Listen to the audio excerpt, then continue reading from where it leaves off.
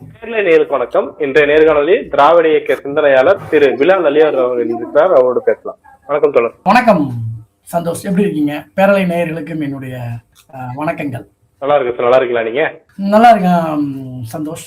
Election fever start ஆயிடுச்சு, பிரச்சாரத்துக்கு எல்லாரும் கிளம்பிட்டாங்க. நீங்க சொன்னது போல எலெக்ஷன் ஃபீவர் ஸ்டார்ட் ஆயிடுச்சு. ஆனா ஒரு ஃபீவர் மட்டும் விட்டு போகவே மாட்டேங்குது காங்கிரஸ் கட்சிக்கு. கூட்டணியில் தொடர்வதிலும் இழுபறியாக இருந்தது, தொகுதி சீட் பங்கீட்டிலும் இழுபறி. அடுத்த எந்தெந்த தொகுதிகள் அறிவிக்கிறதுலயும் 5 தொகுதிகள் பேக் வச்சு இப்பதான் அறிவிச்சிருக்கிறாங்க. அதுலயுமே பார்க்கும்போது சில தொகுதிகள் எங்களுக்கு வேண்டாம் அப்படின்னு சொல்லி கட்சியினர் போர்க்கொடி தூக்குறதாக செய்திகள் வந்துகிட்டு இருக்கு. அதே சமயம் புதுச்சேரியில பார்க்கும்போது அவங்க ஹெட்டா இருக்காங்க. அவங்க சீட் ஒதுக்குறதுல கடைசி வரைக்குமே இழுத்தடிச்சாங்க அப்படிங்கிற விஷயத்த திருமாவர்களும் வெளிப்படுத்துறாரு. அங்க ஃப்ரெண்ட்லி ஃபைட் அப்படிங்கிற முறையில 5 தொகுதிகள் இல்ல 6 தொகுதிகள்ல திமுக போட்டியிடக்கூடிய இடங்கள்லயே காங்கிரசும் போட்டியிடும் அப்படின்னு சொல்லி எல்லாம் செய்திகள் வந்துட்டு இருக்கு. விசிகா அந்த பிரச்சனையால தனியா நாங்க 3 தொகுதியில் நாங்க போட்டி போட்டுக்கிறோம் அப்படின்னு சொல்லி அறிவிச்சிட்டாங்க. தொடர்ந்து இந்த காங்கிரஸ் கட்சிக்குள்ள ஒரு முரண்பாடு இருந்துகிட்டே இருக்கு. இதை எப்படி புரிஞ்சுக்கலாம்? அதாவது உண்மையிலே சொல்லணும்னா காங்கிரஸ் கட்சி அப்படிங்கிற அந்த லிகசி இருக்குல்ல, காங்கிரஸ் என்கின்ற ஒரு பாரம்பரியம், இதை அனைத்தையும் இதை சொல்வதற்கு எனக்கே வருத்தமாக தான் இருக்கு. காங்கிரஸ் ஒட்டுமொத்தமா இழந்து நிற்குது. ஒரு கட்சி அப்படிங்கிற ஒரு அமைப்பு, கட்சிங்கிற கட்டமைப்பே காங்கிரஸ் பலமிழந்து இருக்கா தமிழ்நாட்டில் இருக்கு. தேர்தல் அறிவிச்சு, கூட்டணி அறிவிச்சு, தொகுதிகள்லாம் உடன்பாடு முடிந்ததற்கு பிறகும் ஒரு திராவிட இயக்க திமுகவை ஆதரிக்கக்கூடிய ஒரு தொண்டனா இதை சொல்றதுக்கு எனக்கு ரொம்ப ஒரு இதா இருக்கு. காங்கிரஸை நம்ம தான் கட்டி இழுத்துட்டு போறோமோ அப்படிங்கிற ஒரு கேள்வி எழுந்துகிட்டே இருக்கு. நீங்க தமிழ்நாட்டுல காங்கிரஸ் துடை தெரியப்பட்டது ஈழ பிரச்சனையில. அதற்கப்புறம் பாத்தீங்கன்னா தொடர்ந்து முற்போக்கு சக்திகள் காங்கிரஸை ஏன் ஆதரிக்கணும், இந்தியாவில் பாசிசம் பாஜகன்ற ஒரு பேர்ல மிக கடுமையான ஒரு ஒற்றைத்தன்மை கொண்ட ஒரு ஆட்சி, மாநில உரிமைகளை பூரா சிதைப்பது, மொழி உரிமைகளை பூரா சிதைப்பது அப்படின்னு சொல்லும் போது இந்திய அளவுல நம்மை பாஜகவை எதிர்ப்பதற்கு காங்கிரசினுடைய இருப்பு தேவையாக இருக்கிறதுங்கிறத உணர்ந்துதான் தமிழ்நாட்டுல திராவிட முன்னேற்ற கழகத்தினுடைய தலைவர் முதலமைச்சர் பாத்தீங்கன்னா இந்த கூட்டணியை கட்டி காப்பாத்திட்டு வர்றாரு. ஈவன் இந்தியா கூட்டணியுடைய அச்சாரமாவே பாத்தீங்கன்னா திராவிட முன்னேற்ற கழகத்தினுடைய தலைவர் தான் இருக்காரு.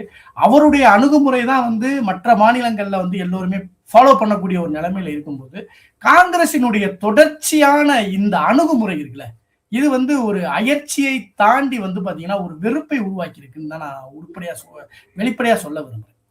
நீங்க யோசிச்சு பாருங்க, இன்னைக்கு எலெக்ஷன் தேதி அறிவிச்சாச்சு. ஏப்ரல் நாளைக்கு 30ஆம் தேதி வேட்புமனு திமுக கூட்டணி கட்சிகள் அறிவிக்க போறாங்க. இன்னைக்கு வரைக்கும் நான் என்ன கேட்கிறேன்னா, நீங்க 23 தொகுதி வாங்குறீங்க, 28 தொகுதி வாங்குறீங்க, 18 தொகுதியில ஜெயிச்சிங்க, இது எல்லாத்தையும் விடுங்க. ஒரு மாநில தலைமை ஒரு கூட்டணிக்கு போகும்போது நமக்கு எத்தனை தொகுதி வேணும், அது எந்தெந்த தொகுதி, அந்த தொகுதிகளில் யார் யாரெல்லாம் நம்ம நிறுத்த போறோம்ன்ற ஒரு திட்டமிடல் இல்லாமலே இவங்க தேர்தல் கூட்டணியை போய் பேசியிருக்காங்க, கொண்டிருக்காங்க. இன்னைக்கு 28 தொகுதியை வாங்கிட்டு வந்துட்டாங்க. அந்த 28 தொகுதியை அடையாளம் கண்டுபிடிக்கிறதுலேயே உங்களுக்கு ஒரு மிகப்பெரிய குளறுபடி ஏற்பட்டிருக்கு. இதுல மாநில தலைவருக்கு கட்டுப்படாத மாநில நிர்வாகிகள், எம்பிகள் தான் தோன்றித்தனமா பேசுறது. இன்றைக்கு பாருங்க, 164 தொகுதிகளுக்கு திராவிட முன்னேற்ற கழகம் தொகுதியை ஒதுக்கி முதிச்சு 1 மணி நேரத்துல தமிழ்நாடு பூரா வேட்பாளர்களை அறிவிச்சு நாளை காலையில வேட்புமனுக்கு போறாங்க. IUML வேட்பாளர்களை அறிவிச்சிட்டாங்க. கூட்டணி கட்சிகள் அனைவரும் வேட்பாளர்களை அறிவிச்சிட்டாங்க. மதிமுக வேட்பாளர்களை அறிவிச்சிட்டாங்க. இது ஒரு ஜனநாயக அமைப்புல இருக்கும்போது தேர்தலை அணுகுவதற்குரிய கட்டமைப்புல இந்த கட்சி இல்லை. இன்னைக்கு நீங்க என்ன சொல்றீங்கன்னா, தொகுதிகளை அடையாளம் காண்பதற்கு பாத்தீங்கன்னா டெல்லியில நாங்க கூட்டம் போடுறோம் 30ஆம் தேதி மாலை 6 மணிக்குன்றீங்க. ஏப்ரல் 6ஆம் தேதி வரைக்கும் தான் இங்க வேட்புமனுவே பண்ணணும். அதுல 4 நாள் லீவுன்னு சொல்லி தேர்தல் கமிஷன் வேற சொல்லியிருக்கு. அது ஒரு பிரச்சனை இருக்கு. 4 நாளைக்குள்ள நீங்க வேட்புமனுவை பண்ணணும். அதற்கு தொகுதிகளை அடையாளம் காண்றதுல பிரச்சனை. நான் என்ன சொல்ல வரேன்னா, தேர்தல் நேரத்துல காங்கிரஸ் தொகுதிகள் அடையாளம் காண்றதுன்னா இப்போ திமுக சார்புல காங்கிரசுக்கான தொகுதிகள் அறிவிக்கப்பட்டு விட்டது. 28 தொகுதிகளுமே அறிவிச்சிட்டாங்க. அதுல என்ன பிரச்சனைன்னு பாக்குறீங்க? நல்ல கேள்வி. இன்னைக்கு காலையில ஒரு செய்தி வந்திருக்கு, மேலூர் தொகுதியை காங்கிரஸ் கார்த்திக் சிதம்பரம் விரும்பல, சிவகங்கையை கேட்கிறார் அப்படிங்கிறாங்க. இங்க பிரச்சனை அது கிடையாது பிரதர். உள்ளுக்குள்ள கூட்டணி கட்சிகளுக்குள்ள உள்கட்சி ஜனநாயகத்துல சில மாற்று கருத்துக்கள் இருக்கலாம், சில ஏமாற்றங்கள் இருக்கலாம். ஆனா அதை அனைத்தையும் நீங்க பொது வழியில போடுறீங்க. நீங்க ஜோதிமணி டிக்ளரேஷன்ஸ் கொடுக்குறாங்க, என்னுடைய இது வெளிப்படைத்தன்மையே இல்லை அப்படிங்கிறாங்க. அப்ப மாநில தலைமையை தாண்டி மத்திய தலைமையில இருந்து யாராவது பேசுவாங்க, இவங்களை கண்ட்ரோல் பண்ணுவாங்கன்னா யாருமே யாருக்கும் கண்ட்ரோல் இல்லை. அப்ப இந்த மாதிரி ஒரு கட்சியை வச்சுக்கிட்டு தூக்கிக்கிட்டு நம்ம நடக்கணும். இன்னைக்கு வந்து வேட்பாளர் அறிவிச்சதுக்கு அப்புறம் வந்து பாத்தீங்கன்னா காங்கிரஸ் கட்சியில வந்து பாத்தீங்கன்னா வேட்பாளர்களை தூக்கிக்கிட்டு திமுக தான் தூக்கிட்டு சுமக்க வேண்டிய ஒரு கட்டாயம் இருக்கு. இது நம்ம பல முறை வந்து பேசியிருக்கோம், பல முறை தொடர்ச்சியா திமுக தூக்கி சுமப்பதாவே சொல்றீங்க. ஆனா அதுல காங்கிரஸ் கட்சிக்கு எந்தவித பங்கும் இல்லையா? அவங்களும் களத்துல செயல்பட போறாங்க. இந்த கேள்வி நீங்க வந்து நல்ல கேள்வி. காங்கிரஸ் கட்சிக்கு எந்தவித பங்கும் இல்லையான்னு கேட்டீங்கன்னா, இன்னைக்கு 2024 பாராளுமன்ற தேர்தல்ல வந்து நீங்க வந்து 9 எம்பிக்களை வந்து வச்சிருக்கீங்க. இன்னைக்கு வந்து நீங்க வந்து எத்தனை எம்பிக்கள் தமிழ்நாட்டு இந்திய அளவுல வந்து பாத்தீங்கன்னா தமிழ்நாட்டினுடைய ரெப்ரசன்டேஷன் எவ்வளவு, இந்த எம்பிக்களினுடைய செயல்பாடுகள் என்னவா இருந்துச்சு? இந்த 24க்கு அப்புறமோ 24க்கு முன்னாடியோ இந்த பாஜகவை எதிர்த்து தமிழ்நாட்டில் நீங்க ஒரு போராட்டம் பண்ணிருக்கீங்களா? சரி, இதை அனைத்தையும் விட்டுருங்க. 2021 வந்து திமுக அரசு ஏற்பட்டிருக்கு. 2026 வரைக்கும் இருக்கிறோம். இன்றைக்கு நீங்க மேலூரா இருக்கட்டும், சிவகங்கையா இருக்கட்டும், மதுரை வடக்கு கேட்கிறாரு மாணிக் தாக்கூர் கேட்கட்டும், கிள்ளியூரா இருக்கட்டும், விளவங்கூடா இருக்கட்டும், நீங்க தமிழ்நாடு அளவுல வந்து ஒன்றிய அரசை எதிர்த்து ஏதாவது போராட்டம் பண்ணிருக்கீங்களா? ஏதாவது லீடர்ஸ்கள் வந்து போராட்டம் பண்ணிருக்காங்களா? இல்ல கட்சியை நடத்துவதற்கான என்ன பண்ணுவீங்க? ராகுல் காந்தியை கூட்டியாந்து 2 ரோட் ஷோ நடத்துவீங்க. அதற்கும் வந்து திமுகவில் இருக்கக்கூடிய முற்போக்காளர்கள் வந்து பாத்தீங்கன்னா ராகுல் காந்தியை பாராட்டி இங்க பேசணும். ராகுல் காந்தி வந்து பாத்தீங்கன்னா 2 பேட்டி கொடுப்பாரு, 2 ஊடகத்துல இது பண்ணுவாரு, பாராளுமன்றத்துல பேசுவார். அதை மட்டும் வச்சு பண்ணுவீங்க. இன்றைக்கு வந்து பாத்தீங்கன்னா எஸ்ஐஆர் வந்துச்சு. எஸ்ஐஆர் குறித்து வரக்கூடிய செய்திகளுக்கு வந்து ராகுல் காந்தி வந்து விளக்கம் கொடுத்திருக்காரு. இந்தியாவில் வந்து ஓட்டு திருட்டு நடந்திருக்குன்னு இருக்காங்க. அது குறித்து மக்கள் மத்தியில பேசுறதற்கு இந்த ஜோதிமணியா இருக்கட்டும், மாணிக் தாக்கூரா இருக்கட்டும் ஏதாவது பேசியிருக்காங்களா? இன்றைக்கு வந்து எஸ்ஐஆர் குறித்து ஓட்டு திருத்த மசோதா உள்ள வரும்போது திராவிட முன்னேற்ற கழகம் செயல்பட்ட செயல்பாடுகளை இந்தியாவில் யாருமே செய்திருக்க முடியாது. BLA 1, BLA 2 அனைத்து மக்களையும் நேரடியாக கொண்டு போய் சந்தித்து ஒரு வாக்கு கூட வந்து விட்டு போய்விடக்கூடாதுன்றத வந்து திமுக பண்ணிருக்கு. இன்னைக்கு நீங்க 28 தொகுதி வாங்கிருக்கீங்க. தமிழ்நாட்டுல 234 தொகுதி, 10% அதிகமா. ஏதாவது ஒரு 10% வேலை கூட வேணாங்க, ஒரு 5% வேலையை நாங்க இதுக்காக செஞ்சோம்னு சொல்லிட்டு யாராவது ஒரு லீடரை நீங்க வந்து கண்ணில் காட்டுங்க. நீங்க வந்து கட்சி வேலை செய்ய மாட்டீங்க, உங்க கட்சி வேலையை செய்ய மாட்டீங்க, மக்கள் பணியை செய்ய மாட்டீங்க, எதையுமே செய்ய மாட்டீங்க. தேர்தலப்ப வந்து கூட்டணி கட்சி பேசிக்கிட்டு இருக்கும்போது மாநில தலைவரை விட்டுட்டு இங்க இருக்கக்கூடிய எல்லோரும் வந்து பேசுவீங்க. உங்க இஷ்டத்துக்கு தான் தோன்றித்தனமா பேசுவீங்க. அவர் மாணிக் தாக்கூர் ஒரு பக்கம் பேசுவாரு, பிரவீன் சக்கரவர்த்தி ஒரு பக்கம் பேசுவாரு, அவர் வந்து தமிழ்நாட்டினுடைய நிதி நிலைமை சரியில்லைன்றாரு, ஜோதிமணி வந்து எனக்கு மரியாதை இல்லை என்று சொல்லுவாங்க. இதையெல்லாம் தாண்டி உங்களை அதைத்தான் நாங்க சொல்றோம், நாங்க தான் தூக்கிக்கிட்டு திரியிறோம். நீங்க சொல்லுங்க. இல்ல மாணிக் தாக்கூர் வந்து 2 வேட்பாளர்கள் இல்ல கூட்டணி கட்சி வந்து சரியா அணுகல, அதனால இவங்களுக்குள்ள பிரச்சனை வருதுன்னு புரிஞ்சுக்கிறதா? திமுக சரியா அணுகவில்லை. கட்சியினுடைய அமைப்பே வந்து பாத்தீங்கன்னா ஒட்டுமொத்தமா இப்ப கேள்விக்குறியா இருக்கு. அதாவது வந்து தலைமைத்துவம்ன்றது ஒண்ணு இருக்கணும். ஒரு தலைவர் இருக்காரு, தலைவருக்கு கட்டுப்பட்டு நடக்க வேண்டியது இருக்கு. இன்னைக்கு 164 தொகுதிகள்ல வந்து திமுக வேட்பாளர்கள் அறிவிச்சிருக்காங்க. அதிருப்திகள் இருக்கத்தான் செய்யும். ஏதாவது வெளியில முணுமுணுப்பு இருக்கா? இன்னைக்கு மதிமுக 4 சீட்டு வாங்கியிருக்காங்க. 4 சீட்டுகளை வந்து மதிமுக தலைவர் வைகோ சொல்றாருன்னா அந்த 4 பேர் வேட்பாளர்கள் யாருன்னு அறிவிச்சிட்டாங்க. IUML அறிவிச்சிருக்காங்க. கம்யூனிஸ்டுகள் 5 10 தொகுதிகள். ஏன் அவங்க எல்லாம் கட்சி இல்லையா? அங்கெல்லாம் வந்து முணுமுணுப்பு யாருமே இல்லையா? அப்படி பேசுங்க நீங்க. இன்னைக்கு அதிமுக வேட்பாளர்கள் அறிவிச்சிருக்காங்களே, அதிமுக 4 பங்கா உடஞ்சிருக்கு. OPS திமுகவுக்கே வந்துட்டாரு. சசிகலா இன்னும் வந்து பேசிக்கிட்டு இருக்காங்க, கார்த்தி மாதிரி ஆட்களோட பேசிக்கிட்டு இருக்காங்க. டிடிவி தினகரன் அதுக்குள்ளேயே கூட்டணிக்குள்ள இருக்காரு. இத்தனை பிரச்சனைகளுக்கு மத்தியில அதிமுக வேட்பாளர்கள் அறிவிச்சு பிரச்சாரத்துக்கு போயிட்டாங்க சார். அது கட்சி இல்லையா? அப்ப நீங்க கட்சியே இல்ல. உங்களுடைய பழைய பாரம்பரியத்தை தூக்கி வைத்துக் கொண்டு ஒரு பன்னியார்தனத்தோட வந்து இந்த இடத்துல வந்து உட்காந்துக்கிட்டு இருக்கீங்க. எங்களுக்கு ஒரு வாக்கு வங்கி இருக்கு, எங்களுக்கு ஒரு வாக்கு வங்கி இருக்கு. நான் என்ன சொல்றேன்னா, இந்த தேர்தலோட வந்து காங்கிரஸை வந்து திமுக வந்து கலட்டி விடுறது மட்டும்தான் வந்து திமுகவினுடைய எதிர்காலத்துக்கு தமிழ்நாட்டுக்கு நல்லதுன்னு நான் சொல்லுவேன். இல்ல, ரொம்ப கடுமையான விமர்சனமா இருக்கு. நீங்க வெளிப்படுத்தக்கூடிய கருத்தின் சிந்தனையில தான் பல திராவிடிய ஆதரவாளர்கள் இருக்கிறாங்களா? அப்படி இருக்கும் பட்சத்துல அவங்க எப்படி களத்துல வந்து சேர்ந்து ஒர்க் பண்ண போறாங்க? ஒன்றுபட்ட ஒரு சமூக பார்வையின் அடிப்படையில் இந்த தேர்தலை அணுகிறோம் சார். இன்றைக்கு வந்து திமுக 164 தொகுதிகளில் மட்டும் நிக்குது. 11 தொகுதிகளில் வந்து கூட்டணி கட்சிகள் திமுக சின்னத்தில் நிக்குது. 175 தொகுதிகள் மட்டும் உதயசூரியன் இல்ல, 234 தொகுதிகளிலும் திமுக நிற்குது. ஏன் நிற்குதுன்னு சொன்னீங்கன்னா, பிஜேபியை வீழ்த்த வேண்டும் என்ற ஒற்றை குறிக்கோள். பிஜேபிக்கு அடிமையாகி போன ஏடிஎம்கே வந்து தூக்கணும். பிஜேபியினுடைய பிராக்சியா உருவாகி இருக்கக்கூடிய நாம் தமிழர் கட்சியா இருக்கட்டும், தாவேகாவா இருக்கட்டும், இவர்களை பூரா ஒழிக்கணும் அப்படின்னு சொன்னா 234 தொகுதிகளை நம்ம இயங்கணும். அதற்கு வந்து பாத்தீங்கன்னா நம்ம முற்போக்காளர்கள் எல்லோரும் வந்து ஒன்று கைகூடுறாங்க. ஒத்த சிந்தனையுடையவர்கள், சாதி மத பார்வையற்றவர்கள், முற்போக்கு சக்திகள் ஒன்று கூடுது. அதனோட அடிப்படையில் இந்த தேர்தல் அணுகணும். அதற்காகத்தான் வந்து திராவிட முன்னேற்ற கழகத்தினுடைய மாவட்ட செயலாளர்கள் வந்து ஒவ்வொரு மாவட்டத்திலையும் கூட்டணி கட்சிக்கு ஒரு தொகுதியை கொடுத்து அந்த தொகுதியினுடைய வேட்பாளர்களை வெற்றி பெற வைப்பதற்கு அவங்க தூக்கிக்கிட்டு சுமக்குறாங்க. இதைத்தான் நான் சொல்லிக்கிட்டு இருக்கேன். நான் நீங்க சொல்றபடி பார்க்கும்போது இப்போ தேர்தல் முடிஞ்சுட்டே அவங்க வந்து திமுக வெளியேற்றணும் அப்படின்னா இப்பயும் கூட அவங்க வெளியேற்றலாமே, இப்பயும் தான் அவங்க குடைச்சல் கொடுத்துட்டு இருக்காங்க.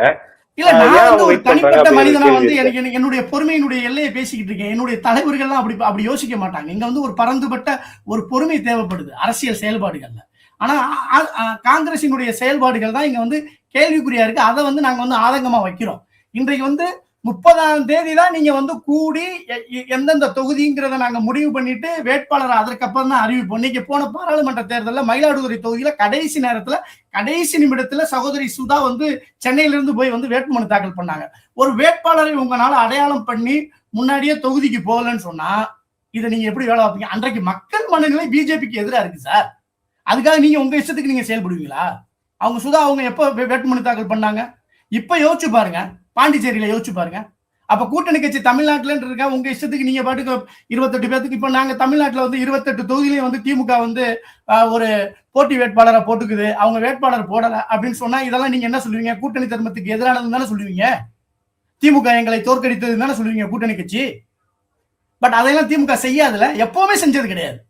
ஏன்னா திமுக வந்து ஒரு தலைமைக்கு கட்டுப்பட்டு இருக்கு. அது வந்து ஒரு நோக்கத்தின் அடிப்படையில் செயல்படக்கூடியது, சித்தாந்தத்தின் அடிப்படையில் செயல்படக்கூடிய கட்சி அது. நீங்க என்ன பண்ணிருக்கணும்? ராகுல் காந்தி எங்க இருக்காருன்னே தெரியல. எஸ் வி நோ, அன்னை சோனியா காந்தி வந்து குணமாக வேண்டிய, நானும் பிரார்த்திக்கிறேன் அவங்க குணமாகணும். ஆனா ஒரு தலைவரை நீங்க என்ன பண்ணிருக்கணும்? தன் தாய் வந்து உடல்நலம் குன்றி இருந்தாலும் வந்து இன்றைக்கு வந்து தமிழ்நாடு, கேரளா, மேற்கு வங்கத்தில் இருக்கக்கூடிய பிரச்சாரத்துக்கு அவர் வந்து நிக்கணுமா கூடாதா? இப்ப வரைக்கும் ஆளை காணோம். இவங்க பூரா இப்ப டெல்லிக்கு போயிருக்காங்க. நான் தான் வேட்பாளர் சொல்லி ஒரு தொகுதிக்கு 10 பேர் வந்து சுத்திக்கிட்டு இருக்காங்க. சோசியல் மீடியால அவர் வேட்பாளர் இவர் வேட்பாளர் அப்படிங்கிறாங்க. ஆனா வந்து பாத்தீங்கன்னா மற்ற கட்சிகள் அனைத்தும் வந்து பாத்தீங்கன்னா பிரச்சாரத்துக்கு போக ஆரம்பிச்சிட்டாங்க. இதை நீங்க எப்படி பாக்குறீங்க? ஒரு ஊடகவியலாளர் நீங்க கேள்வி கேட்கணுமா வேணாமா? நான் கேட்கறது வெரி சிம்பிள் கொஸ்டின்ஸ். 23ல 28 இல்ல, இதுதாப்பா நம்ம தொகுதி. நம்மகிட்ட 40 தொகுதி இருக்கு, 28 தொகுதி வாங்கியாச்சு. இந்த 28 தொகுதி வந்தா இவரு இந்த 3 பேர்த்துல ஒரு ஆள் வேட்பாளரா இருப்பார். நம்ம அறிவிச்சுட்டு நம்ம போகலாம் அப்படின்னு சொன்னா அதை எப்ப அறிவிப்பீங்க? ஏப்ரல் 6ஆம் தேதி சாயந்தரம் அறிவிப்பீங்களா?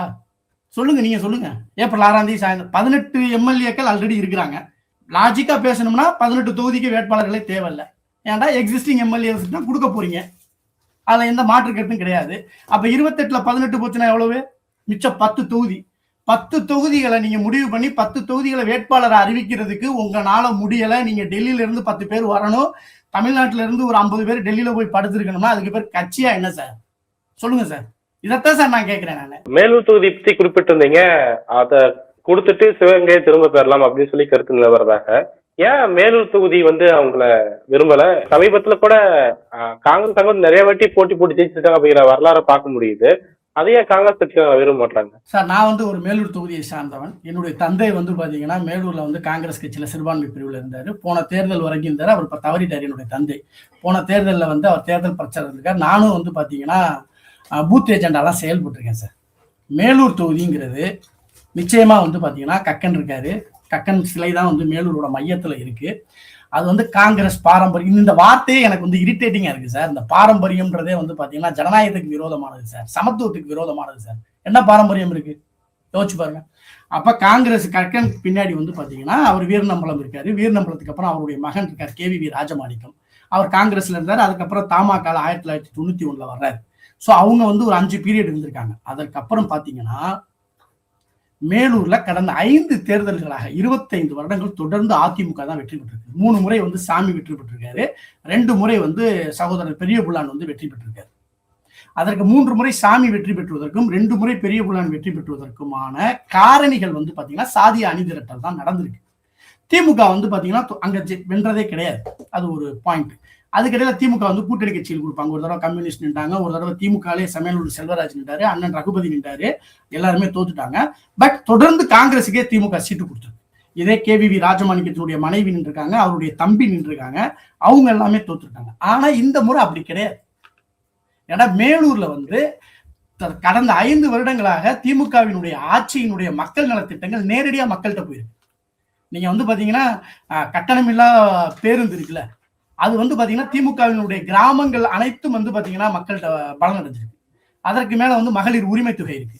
அதற்கு மேல மேலூர்ல இருக்கக்கூடிய அரசு கலைக்கல்லூரி வந்து மிக முக்கியமான கலைக்கல்லூரி அந்த பக்கம். அதுல படிக்கக்கூடிய மாணவர்களுக்கான லேப்டாப்புகள் மற்ற விஷயங்கள் எல்லாம். அதை தவிர்த்து வந்து பாத்தீங்கன்னா திமுகவினுடைய மாவட்ட செயலாளர் மரியாதைக்குரிய அண்ணன் மூர்த்தி வந்து மேலூர் தொகுதியை வந்து பாத்தீங்கன்னா மிகுந்த சிரமத்தோட வந்து பாத்தீங்கன்னா மிகுந்த திறமையோட வந்து கட்சியை வந்து கட்சி கட்டமைப்பை வந்து வலுவா வச்சுட்டாங்க. அதனாலதான் வந்து பாத்தீங்கன்னா மேலூர் நகர்மன்றத்தையும் வந்து திமுக கைப்பற்றிருக்கு.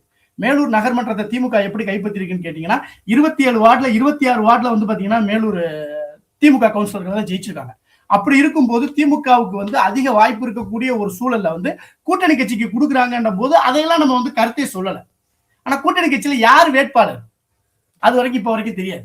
இப்ப திருப்பி நீங்க பார்க்கும்போது இப்போ நீங்களே குறிப்பிடுறீங்க கடந்த 5 தேர்தல்கள்ல அதிமுக தான் ஜெயிச்சிட்டு வந்திருக்குன்னு. அப்ப அவங்களுடைய கட்டமைப்பு நிறைய வளர்ந்திருக்கலாம், அவங்களுக்கு களத்துல செல்வாக்கு தெரிவிக்கலாம். அதை பார்த்து நல்ல கேள்வி. அதிமுக 3 பகுதிகளாக உடைஞ்சிருக்கு. போன தடவை வந்து அதிமுகவினுடைய டிடிவியினுடைய அமமுக என்ற அண்ணன் செல்வராஜ் வந்து இன்றைய பக்கம் வந்து திமுக இருக்காரு, திமுகவில் இணைஞ்சிருக்காரு. இன்றைக்கு வந்து பாத்தீங்கன்னா ஓபிஎஸ் வந்து திமுகவிலே வந்து இணைஞ்சிருக்காரு. அதிமுக இருக்கக்கூடிய அந்த கோர் ஓட்டு வந்து பாத்தீங்கன்னா சாதி அணிதிரட்டல் உடஞ்சு போய் நிக்குது. இன்னைக்கு அதிமுக பலவீனமாக நிக்குது. திமுக மக்கள் நல திட்டங்களால வந்து மக்கள்கிட்ட முன்னிலையில நிக்குது. நான் என்ன கேட்கிறேன், இந்த 5 வருடங்கள்ல காங்கிரஸ்ல யாராவது ஒரு நபர் வந்து நான் காங்கிரசினுடைய பிரதிநிதியாக இருக்கேன்னு சொல்லிட்டு மேலூர்ல ஏதாவது பண்ணிருக்காருன்னா எதுவும் இல்லை.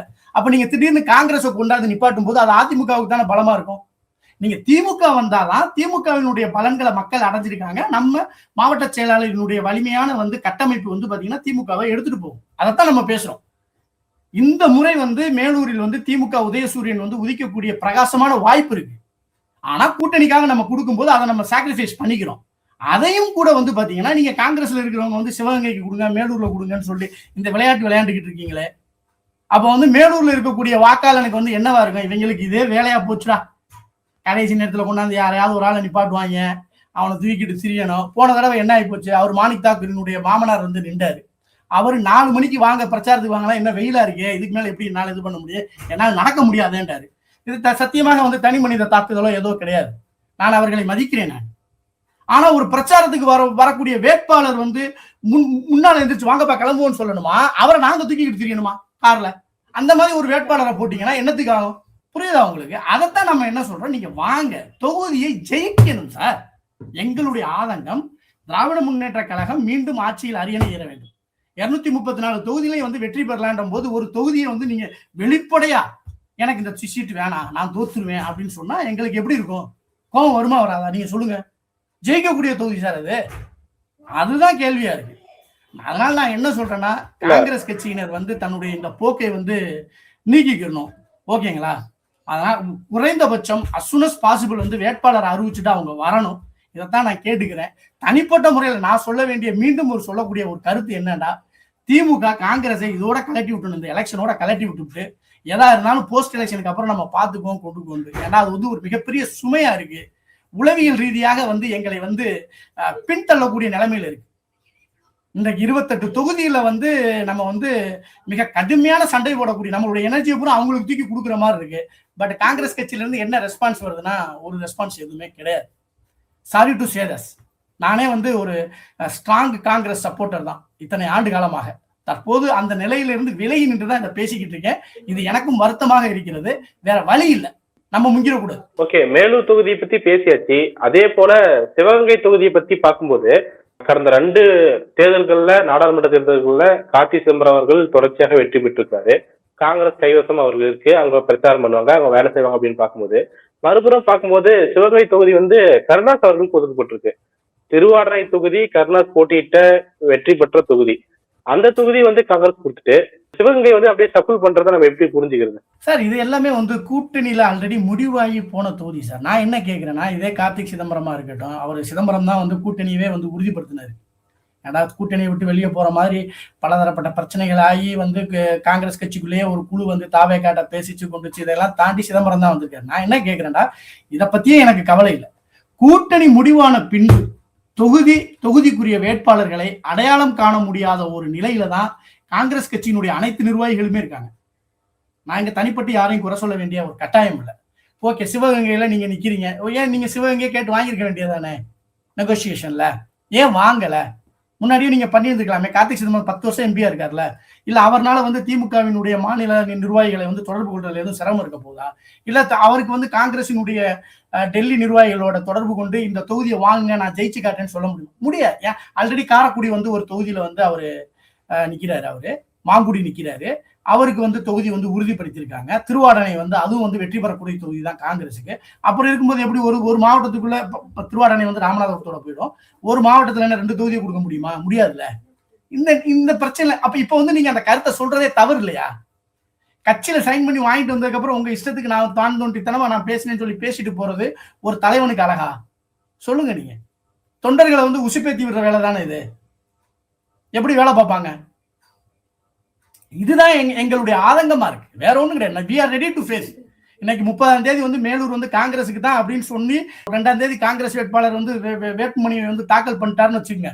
அது வந்து அண்ணன் ரவியா இருக்கிறாரோ, அந்த சுதர்சன் நாச்சியப்பனுடைய மகன் வந்து ஜெய நரசிம்மனா இருக்காரோ, இல்ல இன்னொரு ஒரு XYZ நீங்க சென்னையில எடுத்தாந்து போடுறீங்களோ, இல்ல கன்னியாகுமரியில எடுத்தாந்து போடுறீங்களோ, we will ready to take forward.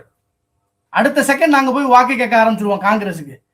That is the வே வந்து டிஎம்கே வந்து அவங்க பார்ட்டி கேடர்ஸ் வந்து ட்ரெயின் பண்ணியிருக்காங்க. மாவட்ட செயலாளர் களத்தில் இறங்கிடுவாரு. நகர் செயலாளர்கள், ஒன்றிய செயலாளர்கள், பகுதி பிரதிநிதிகள் எல்லோருமே போயிடுவாங்க. காங்கிரஸ் கட்சி எதுவுமே செய்யாது. பூத் ஏஜென்ட்ல இருந்து பூத்து பிரிக்கிறதுல இருந்து எல்லா வேலையும் அவங்க பார்த்துருவாங்க. நாங்களும் வேலையை பார்க்க ஆரம்பிச்சிருவோம். இதுதான் எங்களுக்கு இடப்பட்டது. ஏன்னா எங்களுக்கு வந்து தேர்தல் வெற்றி தான் முக்கியம். இங்க பேசிக்கிட்டு இருப்பது என்னன்னா, காங்கிரஸ் கட்சியினுடைய அணுகுமுறை, போக்கு, அது செயல்படக்கூடிய விதம் தான், வேற எதுவுமே கிடையாது. அது தவறு. அது நிறுத்தப்பட வேண்டும். இல்லையா நாம அவங்களை விட்டு ஒதுங்கிடணும். இதைத்தான் நான் சொல்ல வரேன். பல்வேறு விஷயங்கள் பண்ணிட்டீங்க. உங்களோட நேரத்துக்கும் கருத்துக்கும் மிக்க நன்றி சார். நன்றி.